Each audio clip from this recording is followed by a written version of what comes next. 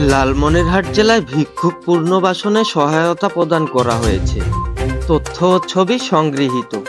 সরকারের সামাজিক নিরাপত্তা বেষ্টনীর আওতায় বুধবার দুপুরে লালমনিরহাটে ভিক্ষুকদের আর্থিক সহায়তা প্রদান করা হয়েছে বলে জানা যায়।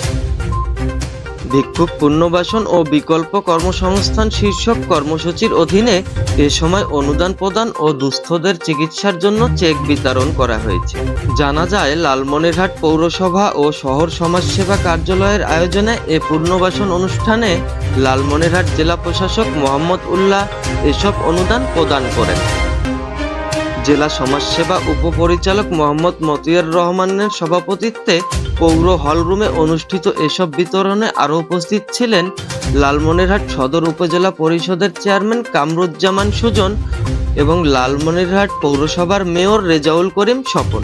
এ সময় দুস্থদের চিকিৎসার জন্য 50,000 টাকা করে চেক প্রদান ও ভিক্ষুকদের পুনর্বাসনে গবাদি পশু, অটোরিকশা এবং ক্ষুদ্র ব্যবসার জন্য মালামাল প্রদান করা হয় বলে আমরা জানতে পারি।